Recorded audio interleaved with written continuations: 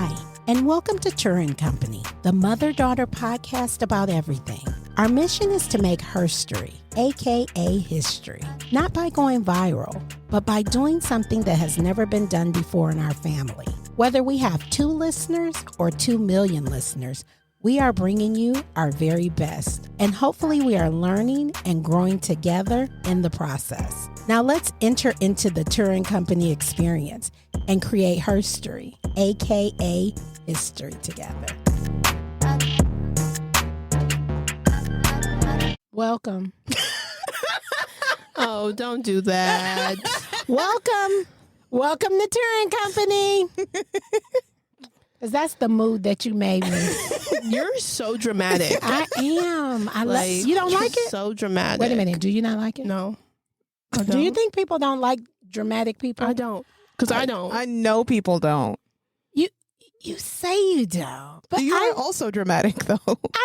You're also dramatic, and you stay up under me with all this drama. So I think somebody's not telling the truth. And that's okay. Just because there are qualities about you that I don't like doesn't mean that I'm not going to be around you. Well, that's how I roll. So maybe that's where I got that from. Because you mean to tell me I have qualities? If I don't like a certain quality about, because being dramatic, that's pretty deep. Like that's a core.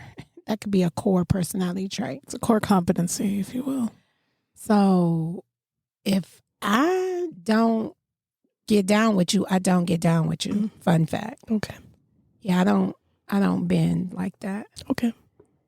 Anyway, welcome company. Welcome to Turra & Company. We are back. I always say that like we were gone for like months at a time. No, but listen. Let me say this, because let me preface this. We don't have any shout outs today. So sorry, everybody. We don't have any shout outs. But let me say this, because I listen to the show. I told y'all, I try to listen to the show every week like I'm the company, not the host, okay? So I take my Turra ears off and I put on my company ears. And so when I'm listening, I turn it on while I'm working, right? So I'll have it on YouTube and I'll turn it on when I'm working. I get excited because it's something for me to do. It breaks up the monotony of my day. Gotcha. That's all. You kind of build that up a little bit, just for you to say that you get excited. Is that just me? Saying that the answer to Ariel's inquiry. Wait, I had an inquiry? Yeah. I'm sorry. Maybe I just blacked out. Because she was like, you act like we're gone for a long time. But I'm saying people probably from week to week get excited. Okay. How did y'all miss that? I get that. That's what you just, let me say this.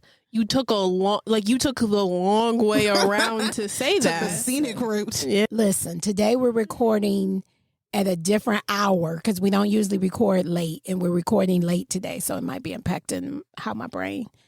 So I'm apologizing in advance, just in case. Got it. Noted. Understood. Hey, company. So we are here. Let's get started because this one, I think all 3 of the hosts are going to have great input on this topic that we have today. First of all, let's welcome Chelsi back. Yeah. I was just thinking that. You was thinking we was just going to let it slide. I was just thinking that in my head. I was like, well, this is the episode after. Yes. This is the next episode after your call off. Listen, did you call off or what'd you do? I was in the trenches. I was really in the trenches. Was this a scheduled time off? It wasn't. It really wasn't. It was a sick day? It was a sick day? I called off. We don't get sick days at Turra & Company. I just, like, my energy. I'm the type, if I can't put good out, I'm not going to do it. I'm not going to put out half work. I just felt like I wasn't going to. I feel like I just got a side eye and I don't appreciate that. And her boss iced her because her boss didn't like her energy that day. Oh my gosh. So if you don't know, my boss, aka her, they know who the boss of this show is. If you weren't picking up on that, they might have thought that her actual boss. Everybody knows that Turra is the boss of this show. What are you talking about? It's my show. I mean, they could have been. I haven't said it a lot in season 3. I used to say it all the time in season 1. that it's my show and I can do whatever I want. I kind of said it last episode. Oh, you weren't here. Crazy. That's so We just got to eat crab. We'll and see. There's nothing wrong with that. We'll see. People, company, let us know if you missed Chelsi last week. If you did miss her, don't say nothing nasty. You don't do nasty on this show. Actually, you know what? Don't say that you didn't miss my sister, because I'm going to take it personally. You're going to take it personally? I'm going to take it personally. You're going to fight him? It's okay. Oh, wow. If you did miss me, it's okay. I get it. Everyone's got their favorites. And if I'm not your favorite, I get it. Yeah. But just don't say it like... Right, don't. Listen. So you sometimes were here... people need to be bullied. It's okay. Maybe that'll make me step my game up and never miss a show ever again. Okay, yeah. But we don't want to bully you into submission. That's crazy. And you missed that show. Yeah. Last week's show was about opinions. Absolutely. So we said on that show, if you don't have good things to say, then don't say stuff. Absolutely. We're trying to normalize being nice, not bullying. Or just not saying mean things. But also at the same time, I don't appreciate it when people talk mean about people that I care about. But that's off topic. That's for another day. I don't think anybody does, do they? Right. Do people just sit around? I love when people talk about people that I love. I love it. Have you ever heard anybody say that? Because who walks around saying that? All right, what are we talking about today? What's our show topic for the day? You know, you don't like that little lollygagging in the front, but the lollygagging in the front, if you listen to the episode, it warms things up. So let's get this thing. See, everybody's all cranky and stuff. No one's cranky. Listen, the vibes are good. I feel like the good vibes only. Good vibes only. I feel like this is the most Chelsi has talked in a lollygagging. That's because she missed the show. Because she missed the Y'all show. just swear I don't be talking. Chelsi, as the editor of our show, that's why you don't even have a lot of clips. And okay. All right, well. I like the clips. So people probably okay. So fun fact. Let's get this out there and then we'll get the show started. So for the clips, if you're following us on our socials, there's clips. There's promos, not to be confused with clips.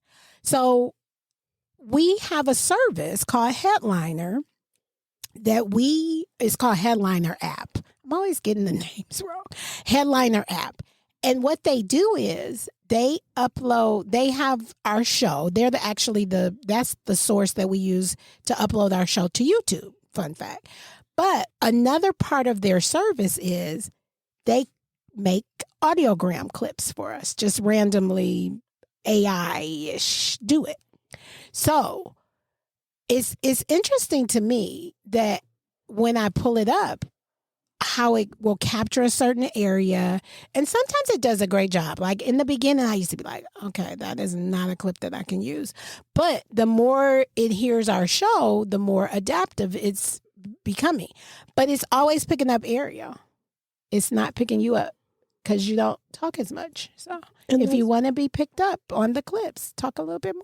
I'll keep that in mind. Because when you used to like get in your little sassy modes and used to be like, and as it for me, like it would pull you. But you haven't been sassy lately. It must have a sassy meter or something. So anyway, speaking of that. Keep that in mind. Speaking of that kind of rolls us into what we're going to be talking about today. So today we are going to be talking about not putting people in a box based on their gender norm, gender roles. Right, Ariel? Did I say it right? Gender norms and gender roles, but yeah. That's how you dry. You wanted to say that? You was like, gender role. I'm going to need you to use your whole chest, not half of it. Okay. Half your vocal cords. Only half of your vocal cords was being used. So what are we talking about? Gender norms and gender roles. So what does that mean? So the way we came up with this show idea is because me and Ariel kind of hit up on it last episode, opinions. So if you haven't listened to that episode, go back, listen, then come back to this one. But we kind of talked about gender roles and how people try to put you in the roles. Because I mentioned how sometimes men will say to a woman, bring me a plate. I had to give it a moment of silence because... It's like, what's happening right now? Well, I gave it a moment of silence because I wanted people to think about it. Like, if you're out here 70 and 80, you probably is expecting a woman to bring you a plate because that's probably how you were conditioned to be. What do you think? Well, I don't think it's dying as fast as you might think it is. So y'all telling me? Oh, I don't think it's not. I don't know if dying is what you should say. Back at like if you are that age, if you are from that generation, I agree with you. Yes, they're gonna have that mindset, like that. This is what you're supposed to do for me because I do this for you. Right. Like this is what society has been dictated. This is what society has normalized during my generation. This is what I saw growing up. So now this is how I'm going to live my life into my adult years. You know what I mean? Yeah. Well, this is the only thing I know. So this is what I'm going to do. Exactly. Yes. My woman going to cook dinner. Right. Because I worked all day. Okay, but what if the woman worked all day? Right. What if I worked all day? Because you are not doing what you're supposed to be doing and doing it like traditional men back in the 60s. Wait a minute. Now, we wasn't even talking about we was talking about a 2-work household. You then took it to a 1-work household? I'm just saying, if you want me to do all those things that they used to be doing back in that time period, then why aren't you doing what you're supposed to be doing? You are supposed to be bringing enough home so that I don't have to work. Right. That's how I feel about it. But that's totally fine if you want me to do those things. I'm sorry. I believe in maybe like I can cook you a meal. I can do this. But if you are doing what you are supposed to do. Okay. That's what I was going to say. So are you saying that if the man, in our case, because we're women, if the man was, or if your mate, let's not put that on there. If your mate was working, making the money, and you wanted to be at home, yes, you would be okay then with him saying, cook me a meal? Yes. Bring me a plate? Yes. And see, I'm not. But like, I used to tell Neil all the time, I wanted to be a housewife. Y'all know this. I wanted to be a housewife. I still do. Y'all grown, and I still want to be a housewife. I pray every day that Neil makes me a housewife. But I'm not going to be the housewife that you think I'm going to be. Because it ain't going to be no plates all the time. And it ain't going to be no meals all the time. I might go get you some McDonald's. No, I'm just playing. I'm going to make sure we eat. Because we don't never miss meals around here. But the time to be a housewife is when you're a dink. Do you know, I'm about to put you on right now. Do you know what the dink is? Yes. Do you know what the dink is? Oh, no. What is a dink? Double income, no kids. Because it spells DINK. Oh, okay.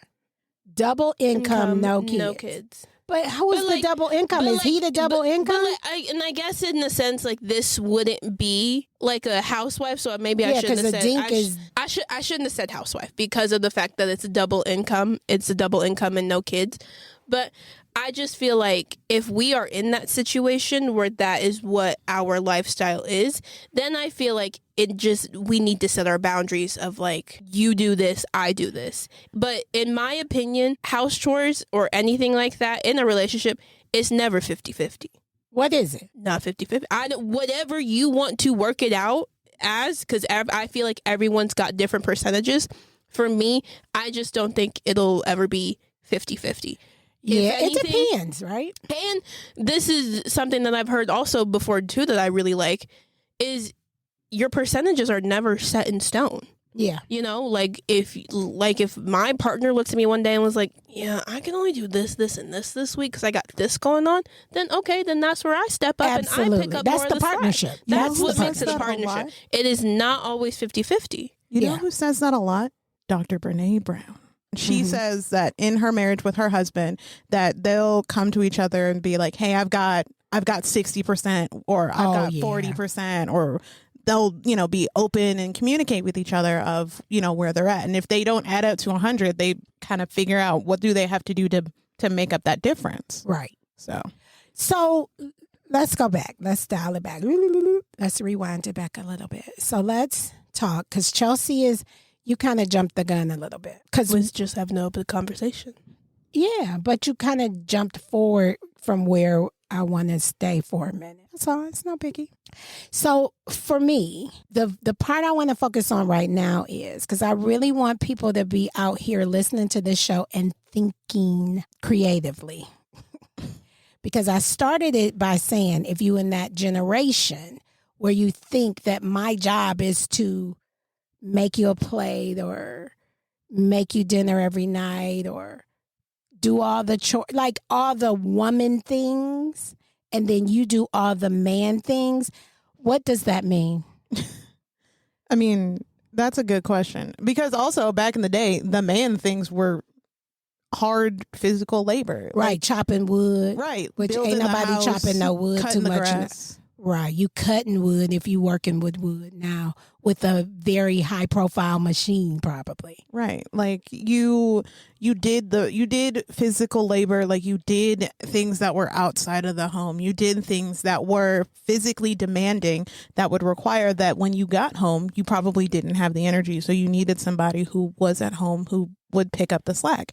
But also at the same time, kind of going back to also what Chelsi was saying, that person, they're doing the work physically outside of the home. They need somebody to pick up the slack in the home. So at the same time, you have that unspoken agreement, basically. You just have to listen. We all are making my point, because my point is every situation is going to be different. Right. So to put people in a box based upon what you think you know, that is a recipe for disaster. Okay. Mm-hmm. So story time. When me and your dad got married, we were 23 years old. Were we? No, I was 23. He was still 22 because Neil is 5 months younger than me. So when we got married, people, I don't know why, but they always wanted to give us their opinion. We didn't need it. Nothing about me, drama girl, needed anybody's advice. Even though I'd never done it before, I didn't want anybody's advice because none of them have been married to Neil. None of them have been married to me. So how can you give somebody advice if you're not married to who they're married to? Yeah. Yeah, that's totally valid. Yeah, you don't even know my husband. Like, Neil is so mystical. I'm serious. Y'all live in this. He is very mystical. Like, I feel like his family doesn't even know him. Like, we know him, but do we though? Like, I mean, exactly, because he likes to switch it up. He doesn't like for you to know him. Keeps you on your toes. Never let him know your next move. He is not that type of person that will let you fall into the groove of knowing him. So with that being said, people all the time see Neil moving and grooving and think they know who Neil is. Oh, he's so nice. He's so quiet. And I'm not saying he's not these things. I mean, I wouldn't be with him if he wasn't. But it's funny to me how they'll say, he's so nice. He's so quiet. He's so this. He's so that. And then they see me and they say, oh, she's so loud. She's so this. She's so that. She always talking. But that is just the snippet of what you see. So how can you give me advice on what my husband needs and wants based upon a snippet? How can you give my husband advice on what he should be doing for me on a snippet? Like, I remember we would go, especially when, it was bad when we first got married. People would be like, I think I've shared this before.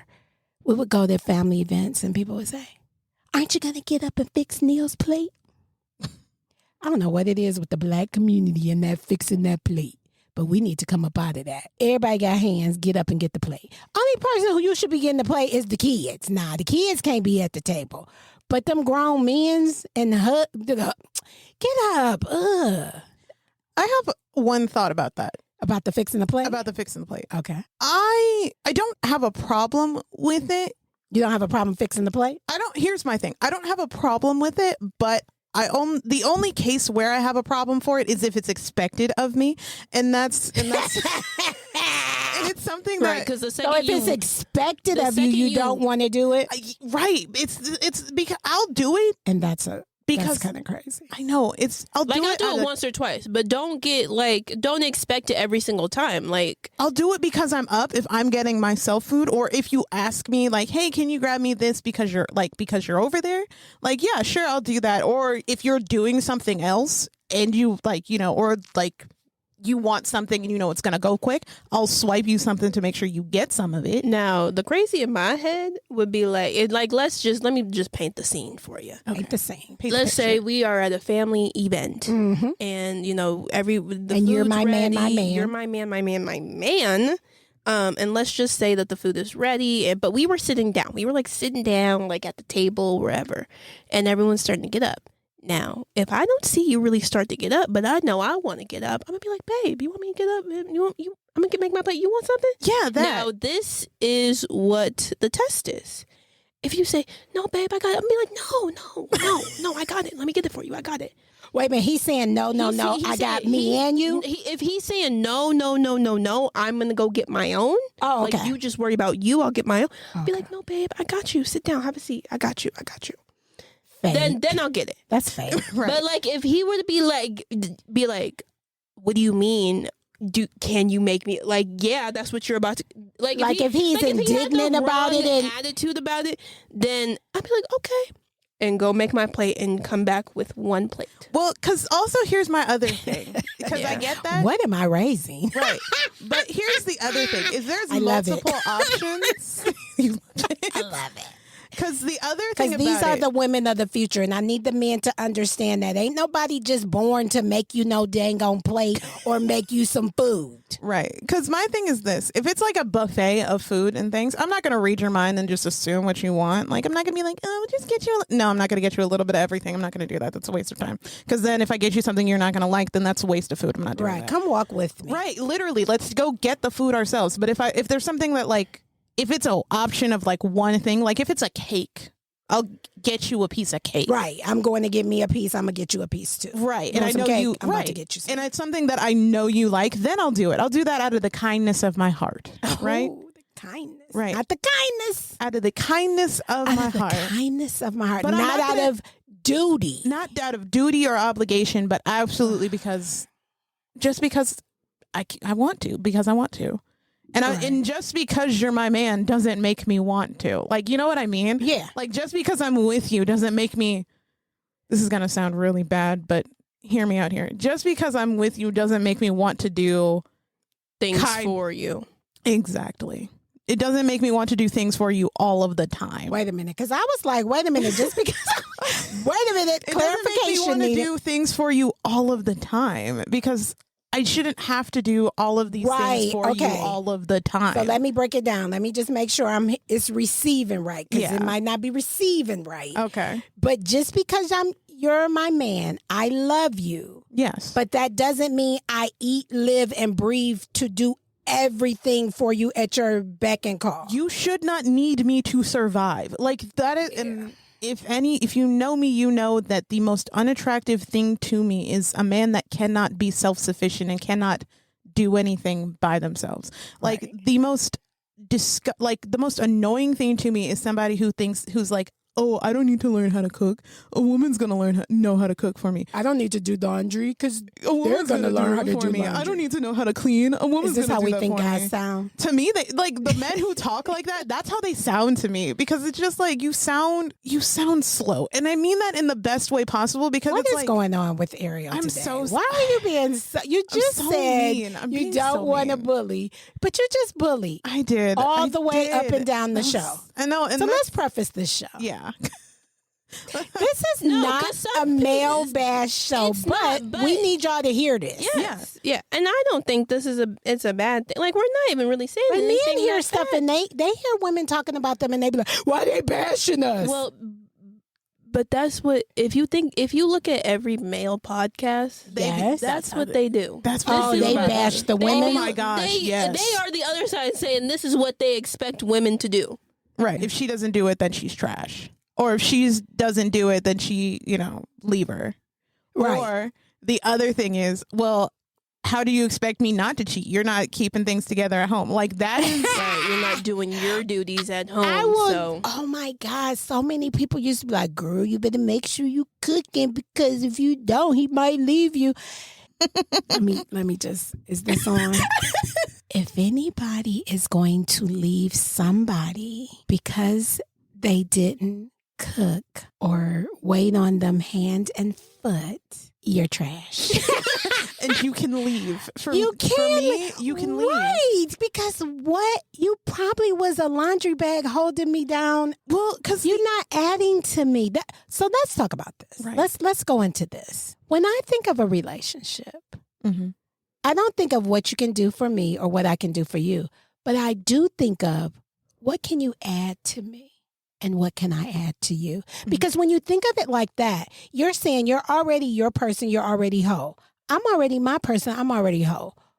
But together, we can continue to add to each other and strengthen the partnership, strengthen the relationship. And it's not, when you start looking at it as what can you add to me and what can I add to you? I think it changes the whole dynamic of it, because you're not looking for somebody to do. You already got that. I don't need somebody to pay a car note. I'll already pay it. You know what I mean? Yeah. Like, so as a person, as a partner of mine, why can't it be that you are thinking, hey, she already got this. She already got that. She's doing her thing. Don't look at it as saying she don't need nobody because she can do all of that. But start thinking, how can I add to that? The question that I always wonder, and you touched on a little bit of a point that I hear that I think is interesting, is the rebuttal that I always hear to that is that, quote unquote, men want to feel needed. But the thing that I don't quite understand is, why do you need to feel needed in that specific way? Right, in the way that you're showing up, that is showing up. If it's the cook, if it's the laundry, if it's that way, why do you? And I think it's what we talked about a little bit on the opinion show. Because you're looking for your mama. Because you, and let's dig in a little deeper into that, because we touched on it a little bit. But we're not saying it in a bad way. But you think about it, your mom, for a man, is usually their first love. She teaches you how to love. How is she showing you how to love? Mm-hmm. She's cooking dinner, breakfast, lunch, and dinner. She does your laundry. She's helping keep your room together. You see what I'm saying? So I could see how naturally a male or a partner that's been reared that way would think, if a woman loves me, because my mom loved me, if a woman loves me, she's going to do these things that my mom did, right? But you got to think bigger than that. It's not, yes, that's the way your mom is supposed to love you. But at the same time, my love is a little different, because ours is an intimate love, right? Mm-hmm. Ours is intimate. So mine's is going to go a little different.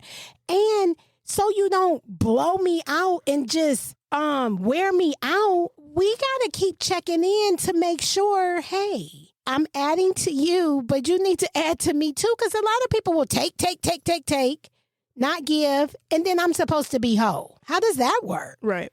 What is that? Exactly. How does that fit into life? And so all of this stuff that we're talking about, you have to expand your mind. Like, I ask Neil all the time, because Neil grew up in one of those traditional households, cooking, mama, daddy eating. You know, he grew up like that. But as soon as we got married, immediately, I never cooked. In the beginning, I don't know what happened to that man. He went somewhere, because he don't cook. He cooks, but not like he used to. When I tell you, when we first got married, when I would get home from work, because Neil he always has gone to work earlier than me, and his shift was always earlier than mine. When I would come home from work, he would have my plate, because I came home. When we first got married, I used to work late. And he would have my food on a plate wrapped up in the microwave for me to eat, warm up and eat. And sometimes, like, I would get home and he would be, it'd be kind of late, because I used to get off at like 9 o'clock. It would be kind of late, kind of like what And he would be like, "You hungry? I got it." And he would warm it up, because he would see that I was tired, and he would do that thing like you were talking about, Ariel. I would only have like 40, because I just got off of work, and he's rested because he's been off work. So he's like, here's the 60. I cooked it. I'm going to warm it up and give it to you. Like, he would bring it to me, everything. And when I would tell people that, they would be like, Why is he doing that? You should be doing. Why do I gotta be doing it? Who says that? Who is these people? I want to know. Because also at the same time, that would mean that he wouldn't eat until 10 o'clock at night. So you mean to tell me that he's getting home at 5 o'clock, and then he's got to wait another 5 hours? I know some folks. Right. That's what I was just about to say. And what's crazy is there are people out there like that waiting. That is and ridiculous. Be like, oh, really? So what's for dinner? Yeah. What do you mean what's for dinner? I just got home and it's 9 o'clock. Well, I figured you were gonna cook, so I didn't want to eat anything because I thought you were gonna. And I think it's interesting. Open your mind. Open up your mind. Because Neil did not miss a beat. He knew he wanted to eat. He got in there and cooked it. Right. And I think it's interesting as your children who grew up seeing, because even when you was kids, he really used to cook. Right. Y'all didn't even see me cook. I used to tell people all the time, I was like, my mom really only knows how to cook 2 things. Yeah. Do you still think that? Tacos and spaghetti. Clear my name. Do you still think that? I think you can make anything if you have a recipe. But growing up, I got to have a recipe. Yeah, but growing up, really, Dad was the cooker. Yes. Yeah. And then Dad would take us to our doctor's appointments. Well, he would take me to my doctor's appointments. Yeah, Mom used to take me to my doctor. I was Mom's scapegoat.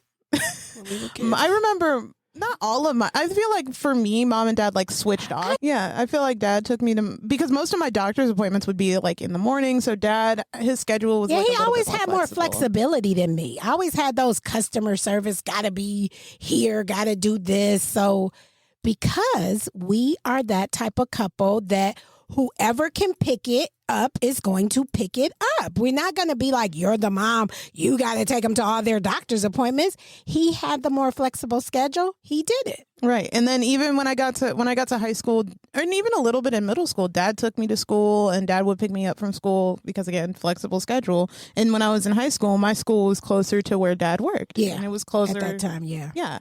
And around that time, it was also around the time he would go into work. So it worked out that way. And fun fact, because he cared about that. Yeah.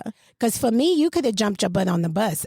That's what life is. Yeah, and then even when I got to high school, we didn't live that far away from my high school, but once we got far away where it was bus, I maybe did the bus a couple of weeks, and then Dad started taking me to school. And even Neil is that way, which I love, because it would have been up to you, and you would have been on the bus, right? And even when that's survival. No. Even when I did have to take the bus, I wasn't sitting at the bus stop by myself. Dad would sit at the bus stop and wait for me to get onto the bus before I had to go. So. See, but that's that little petting. I would have been like, see you later, Ariel. Survive. Because it used to be dark when you used to be. It was so dark. It was 4 or 5 o'clock in the morning. And you used to be at the bus in the break of dawn, in the dusk of dawn. Right, yeah. Those used to be the days. Yeah, and I would have left you out there. Yeah. That's what have made you strong. That is crazy. You would have had so much survival skills. That's what Stella would have did with me. She'd have been like, I'll see you tonight. You had a cell phone. If anything happened, you could have called. Absolutely. But good thing we didn't have to go through that. Oh my goodness. Thank goodness. I picked good. I picked good for y'all. But anyway, I say all of that to say we did never let nobody dictate how we ran our house and whose role was what. Because I'm going to tell you, I'm a pamper princess. I ain't do much. I didn't. I'll never forget, I used to work with this lady, and she used to always be like, I'm a pamper princess. And I was like, what does she mean? So one day I asked her, I said, what do you mean when you say that? She's like, girl, my husband do everything. I'll never forget her. She was an older lady. She's like, my husband do everything. He does my laundry. He cooks. He was doing, and she was proud of it. And I said, really?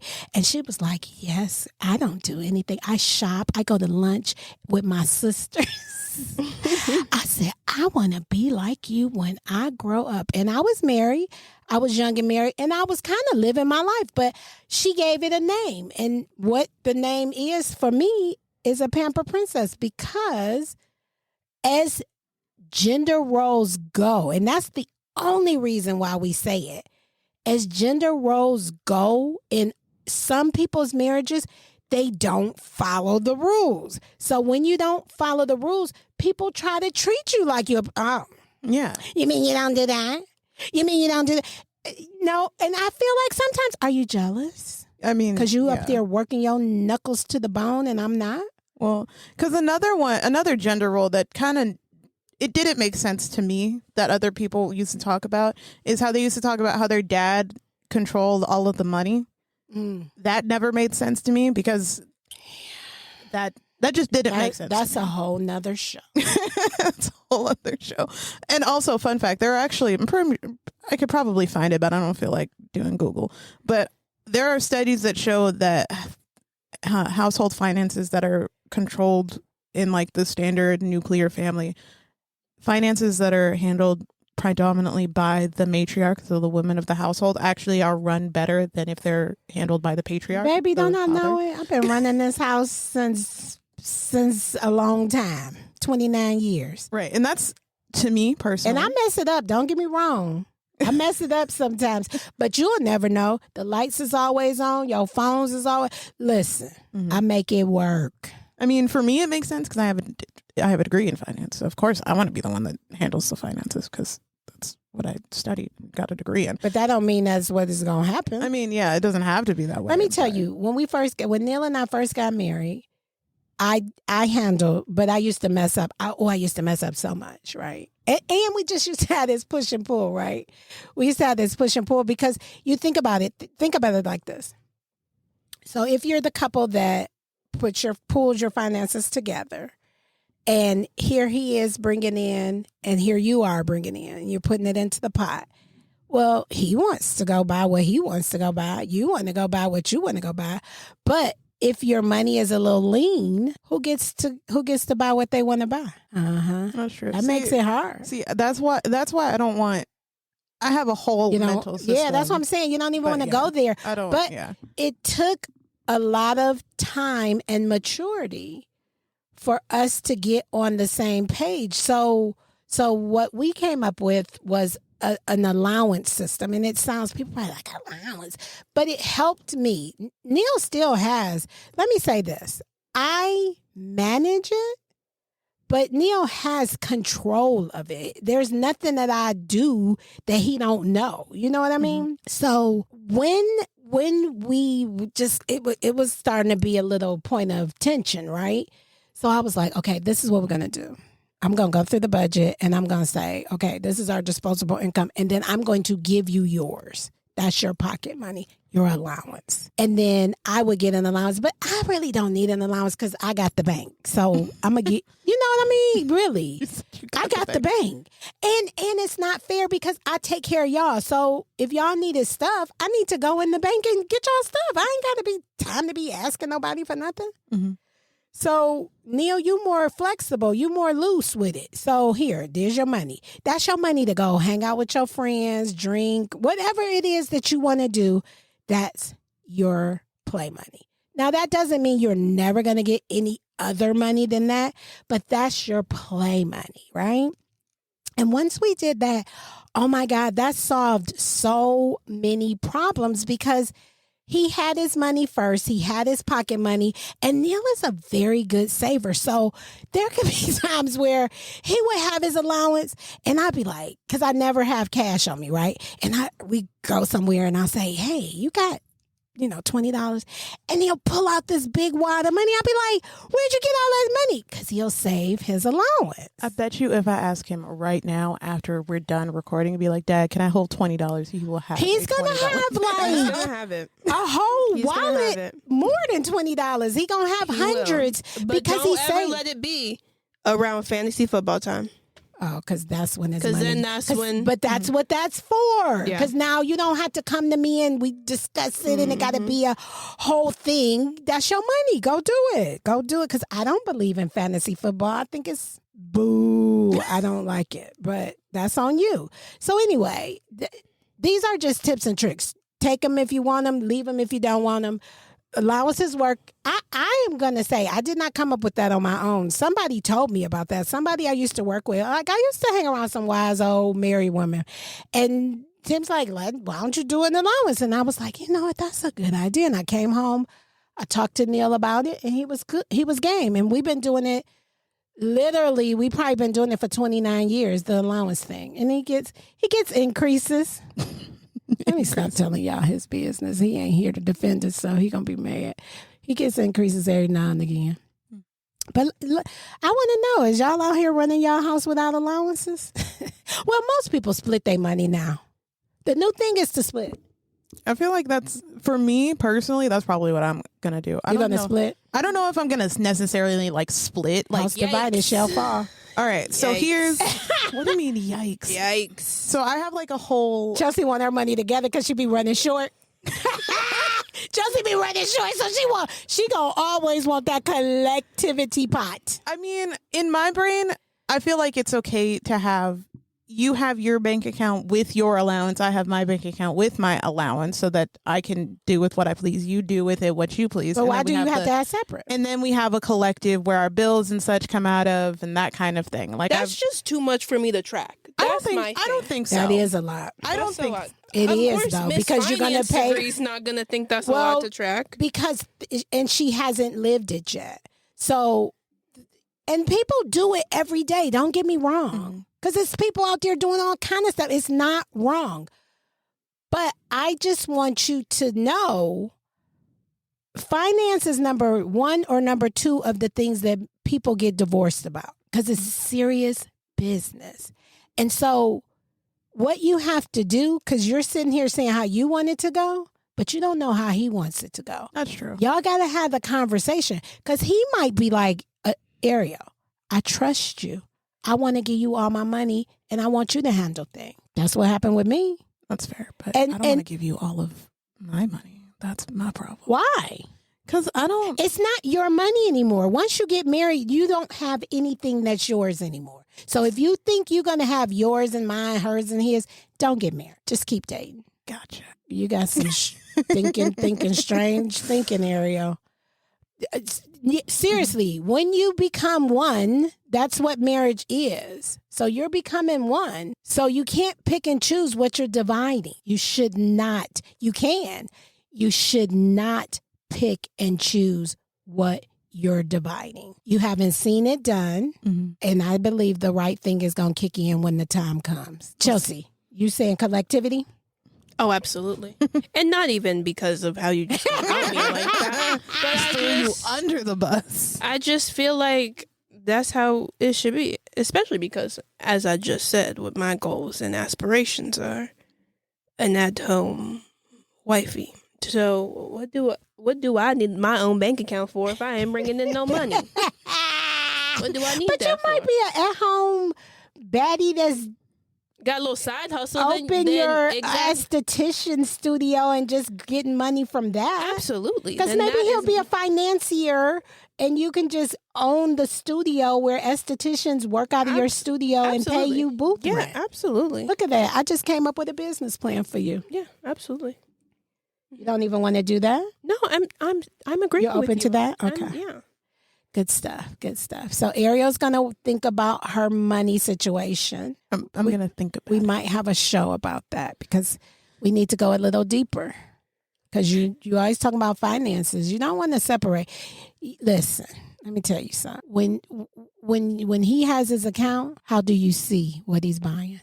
How do you know that what he's was doing? Always my big thing. I used to tell everybody, Neil ain't going to be buying nobody flowers that I'm not going to be able to see.